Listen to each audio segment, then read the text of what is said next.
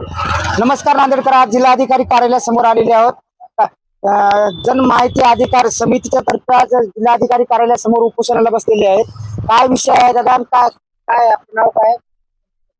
मी जनता माहिती अधिकार समिती संस्थापक अध्यक्ष बीबी हिंगोले, तसेच ग्रामपंचायत एकदरा सरपंच अनुसया संभाजी कदम आणि ग्रामसेवक माधवी ऐनवार आणि दुसरे ग्रामसेवक विलास वाघमारे आणि पवन वाघमारे या चौघांनी मिळून फार मोठ्या प्रमाणात 2,50,00,000 रुपये निधीचा अपार केलेला आहे.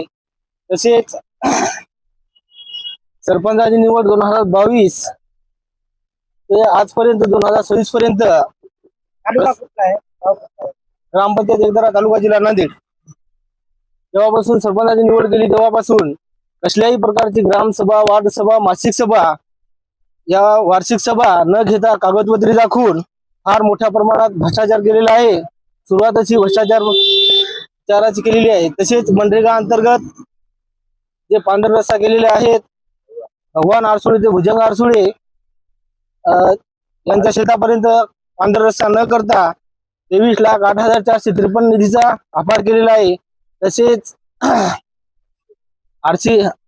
30/9/2024 व्यंकटी आरसुळे ते शिवदास जोगदंड यांच्या शेतापर्यंत पांढर रस्ता न करता 19,00,000 रुपये निधीचा अपार केलेला आहे.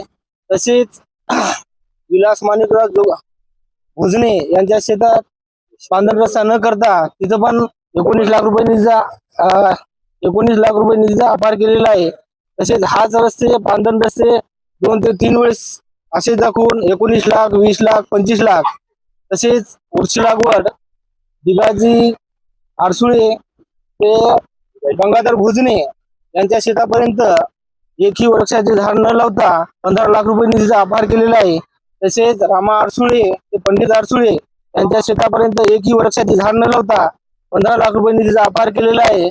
तसेच आरसी सिमेंट रस्ता कोंडिबा भोजने ते गंगाधर भोजने यांच्या घरापर्यंत न रस्ता करता 15,00,000 रुपये निधीचा अपार केलेला आहे. तसेच हा रस्ता डबल दाखवून कोंडिबा भोजने ते बालाजी आरसुळे यांच्या घरापर्यंत न रस्ता करता 15,00,000 रुपये निधीचा अपार केलेला आहे. तसेच ग्रामपंचायतची आबादी आहे कांचननगर, तिथे जिल्हा परिषद शाळेसाठी संरक्षण भिंत हे कागदपत्री दाखवून न करता 24,00,000 रुपये निधीचा अपार केलेला आहे. तसेच ग्रामपंचायत अंगणवाडी एकदरा या ग्रामपंचायतीसाठी अंगणवाडीसाठी संरक्षणची भिंत दाखवण्यात आलेली कागदपत्री ती न करता 15,00,000 रुपये निधीचा अपार केलेला आहे.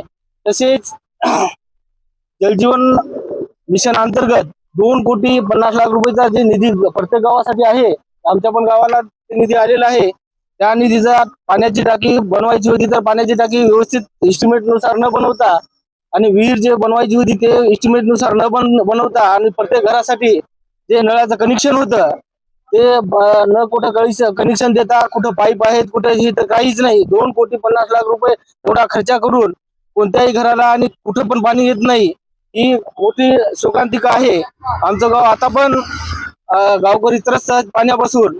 एवढा 2,50,00,000 रुपये निधी खर्चून पण पाणी नाही म्हणजे फार आमचं गाव आता पण परेशान आहे. तर आमचं 2026 पासून कलेक्टर साहेबांना मी निवेदन दिलेलं आहे, तरी अद्यापही आम्ही 10 तारखेपासून कालपासून आम्ही आमरण उपोषण चालू केलंय. अद्याप एवढे दिवस झालेत, अद्याप कोणतंही पत्र काढलं नाही. मी कलेक्टर साहेबांना विनंती करतो की माझ्या आमरण उपोषणाची तात्काळ दखल घेऊन विभागीय चौकशी समिती गठीत करून सरपंच, ग्रामसेवक आणि संबंधित अधिकाऱ्यावर फौजदारी गुन्हे दाखल करण्यात यावी, ही विनंती. जय हिंद, जय महाराष्ट्र.